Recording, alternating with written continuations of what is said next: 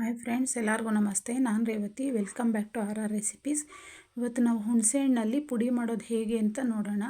ಇದು ತುಂಬ ಈಸಿ ಕೆಲಸ. ನಾವು ಇದನ್ನು ಮನೆಯಲ್ಲೇ ಮಾಡ್ಕೊಬೋದು. ಮಾರ್ಕೆಟಲ್ಲಿ ಇದಕ್ಕೆ 400 ರೂಪಾಯಿಂದ 500 ರೂಪಾಯಿವರೆಗೂ ಕೆಜಿ ಹುಣಸೆಹಣ್ಣು ಪೌಡ್ರಿಗೆ ಬೆಲೆ ಇದೆ. ಇದು ನಾವು ಸೀಸನ್ನಲ್ಲಿ ಹುಣಸೆಹಣ್ಣು ತೊಗೊಂಡು ಇಟ್ಕೊಂಡಾಗ ಪುಡಿನ ಕೂಡ ಮಾಡಿ ಇಟ್ಕೊಂಬಿಟ್ರೆ ವರ್ಷಕ್ಕಾಗೋಷ್ಟು ಆಗುತ್ತೆ. ಹುಣಸೆಹಣ್ಣನ್ನು ಸ್ಟೋರ್ ಮಾಡೋದು ನಮಗೊಂದು ಚಾಲೆಂಜಿಂಗ್ ಕೆಲಸ ಆಗಿರುತ್ತೆ. ಹಾಗೆ ಇಟ್ಟರೆ ಅಂಟಂಟಾಗುತ್ತೆ ಮತ್ತು ಹುಳ ಬರುತ್ತೆ.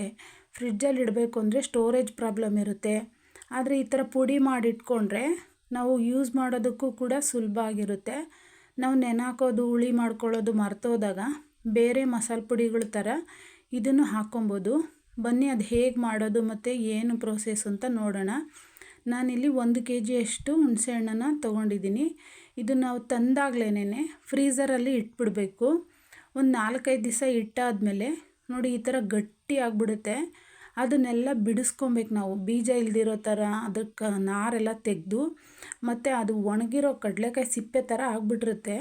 ಅದನ್ನು ಈ ಥರ ಮುರ್ಕೊಂಡು ಪುಡಿ ಮಾಡ್ಕೊಬೇಕು. ನಮ್ಮ ಕೈಲಿ ಎಷ್ಟು ಸಾಧ್ಯನೋ ಮಿಕ್ಸಿ ಜಾರ್ಗೆ ಹಾಕೋಂಗೆ ಅದನ್ನು ನೋಡಿ ಈ ಥರ ಬಿಡಿ ಬಿಡಿಯಾಗಿ ಮಾಡ್ಕೊಬೇಕಾಗುತ್ತೆ. ಇದಾದ ನಂತರ ಇದನ್ನೆಲ್ಲ ಸ್ವಲ್ಪನೇ ನಾವು ಪೌಡ್ರ್ ಮಾಡೋ ಅಂಥ ಮಿಕ್ಸಿ ಜಾರ್ಗೆ ಹಾಕ್ಕೊಬೇಕು. ಇದು ಒಂದು ಸ್ವಲ್ಪನೇ ಹಾಕ್ಕೊಬೇಕು, ಇಲ್ಲಾಂದರೆ ಜಾಮ್ ಆಗಿಬಿಡುತ್ತೆ. ನೋಡಿ ಇಷ್ಟಿಷ್ಟು ಹಾಕ್ಕೊಂಡ್ರೆ ಸಾಕಾಗುತ್ತೆ. ಇದನ್ನು ಮಿಕ್ಸಿ ಮಾಡಿಕೊಂಡು ನಾವು ಯಾವುದಕ್ಕೆ ಬೇಕಾದರೂ ಪೌಡ್ರ್ ಮಾಡ್ಕೊಬೋದು. ನೋಡಿ ಇಷ್ಟು ನೈಸಾಗಿ ನಾನು ಪೌಡ್ರ್ ಮಾಡಿದ್ದೀನಿ. ಅದು ಸುರಿಯೋ ಅಷ್ಟೊತ್ತಿಗೆ ಅದಾಗಲೇ ವಾತಾವರಣಕ್ಕೆ ಸಿಕ್ಕಿ ಮೆತ್ತಗಾಗೋಕ್ಕೆ ಶುರುವಾಗಿರುತ್ತೆ. ಇದೊಂದು ಸ್ವಲ್ಪ ಬೇಗ ನಾವು ಈ ಪ್ರೋಸೆಸ್ ಮಾಡ್ಕೊಬೇಕಾಗುತ್ತೆ. ಇದಕ್ಕೆ ನಾವು ಯಾವುದೇ ರೀತಿ ಪ್ರಿಸರ್ವೇಟಿವ್ ಹಾಕಿರೋದಿಲ್ಲ. ಆದರೆ ಮನೆ ಮಾಡಿರೋದ್ರಿಂದ ನಮಗೆ ಗೊತ್ತಿರುತ್ತೆ ಇದು ತುಂಬ ಚೆನ್ನಾಗಿ ಬಂದಿದೆ ಅಂಥೇಳಿ.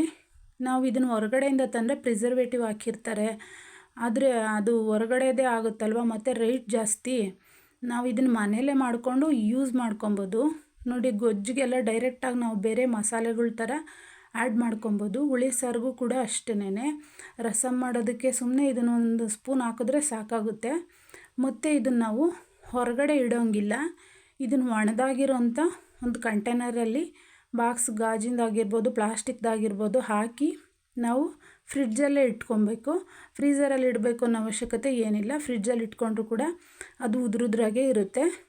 ನಾವು ಹೊರಗಡೆ ಏನಾದರೂ ಗಾಳಿಗೆ ತೆಗೆದಿಟ್ರೆ ಇದು ಮೆತ್ತಗಾಗೋಕ್ಕೆ ಶುರುವಾಗುತ್ತೆ.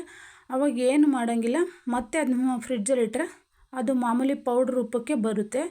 ನೋಡಿ ಇದು ತುಂಬ ಸುಲಭ ಅನಿಸ್ತು ಹುಣಸೆಹಣ್ಣು ಬಳಸೋದಕ್ಕಿಂತ. ಅದಕ್ಕೆ ನಾನು ಈ ಥರ ಮಾಡಿ ಸ್ಟೋರ್ ಮಾಡಿ ಇಟ್ಕೊತೀನಿ. 1 kg ಹುಣಸೆಹಣ್ಣು ಸ್ಟೋರ್ ಮಾಡೋದಕ್ಕಿಂತ ನೋಡಿ ಈ ಥರ ಪೌಡ್ರ್ ಮಾಡಿಕೊಂಡ್ರೆ ನನಗಿಷ್ಟು ಚಿಕ್ಕ ಕಂಟೈನರಲ್ಲೇ ಇಡಿಸಿದೆ.